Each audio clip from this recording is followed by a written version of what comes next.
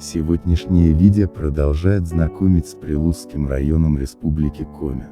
И перед вами поселок Вухтом, расположенный в 12 километрах севернее Объячева на живописном правобережье Лузы рядом с местом слияния рек Вухтом и Тулом и впадения Тулома в Лузу. Это центр сельского поселения, куда входит еще и поселок Кидзявич.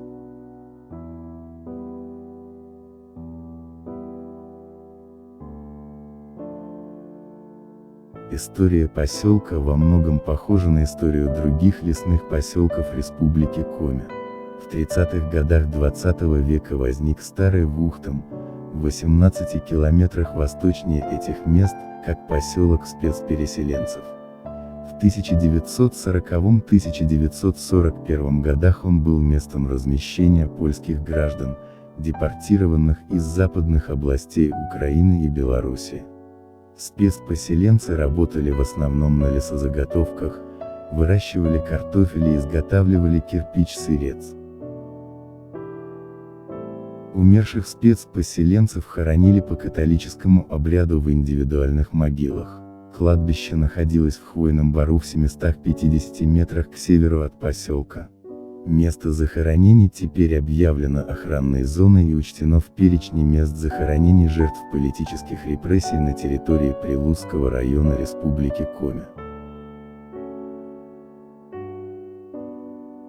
В послевоенное время, когда спецпереселенцам разрешили вернуться в родные места, в поселке вместо них жили в зимний период колхозники-сезонники, они также занимались лесозаготовкой.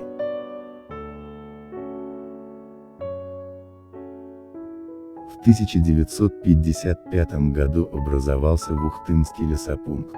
Новый поселок расположился на берегах трех рек Луза, Тулом и Вухтом.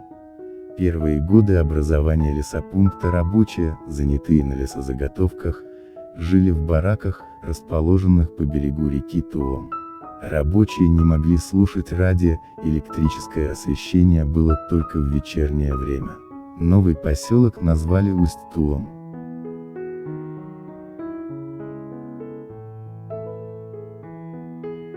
С 1958 года лесопункт стал работать в полную силу, занимаясь заготовкой, вывозкой и разделкой древесины. В весеннюю навигацию производили сплавные работы по рекам Тулом и Вухтом, транзитом по реке Луза. Со дня основания лесопункта основной задачей ставилось строительство жилья для людей. Поселок быстро развивался, строились новые дома, новые цеха. Трудовыми успехами лесопункт славился на всю республику. Вухтом являлся базовым поселком Объячевского леспромхоза. В лесопункте внедрялись новые технологии лесозаготовок. В 1956 году открылись Усть-Туломская начальная школа, фельдшерско-акушерский пункт и детский сад. В 1960 году был построен клуб. В 1962 году школа преобразовалась в 8-летнюю, а в 1983 году в среднюю. В октябре 1976 года поселок был переименован в Вухтом.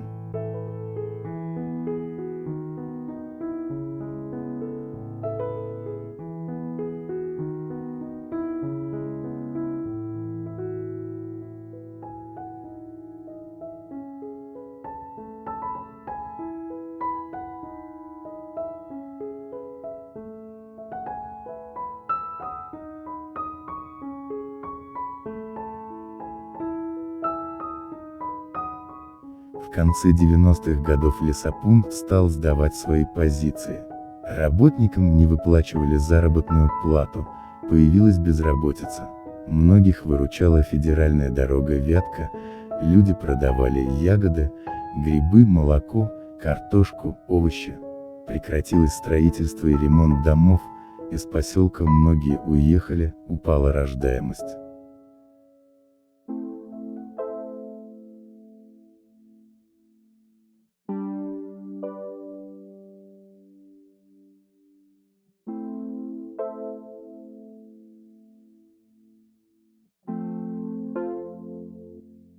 2000 года жизнь в поселке стала потихоньку налаживаться. Здесь живут замечательные люди, которые много сделали для его развития. Жители поселка гордятся тружениками тыла, которые в годы Великой Отечественной войны работали по 15-18 часов в сутки и своим трудом приближали победу. К сожалению, с каждым годом их становится все меньше. Из поселка по тернистым дорогам афганской войны прошли 6 человек. Одна из улиц поселка названа в честь погибшего на войне Леонида Сергеева.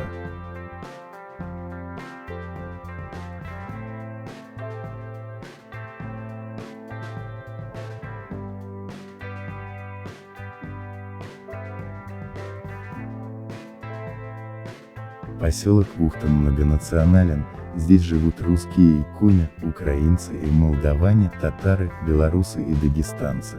Согласно переписи 2010 года здесь проживало 755 человек. В 2025 году поселок Ухтам будет отмечать 70-летие со дня образования.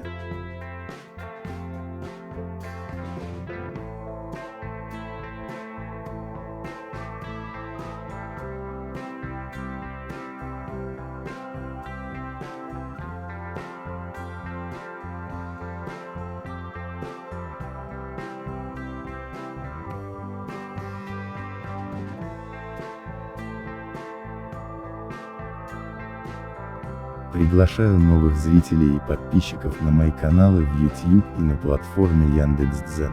Адреса вы видите на экране.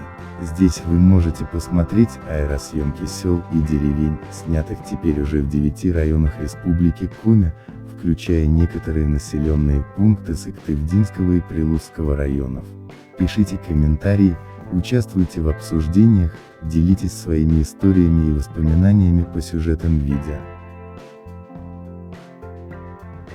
Информация, использованная при создании видеоролика, взята с сайтов, ссылки которых указаны под описанием к видео.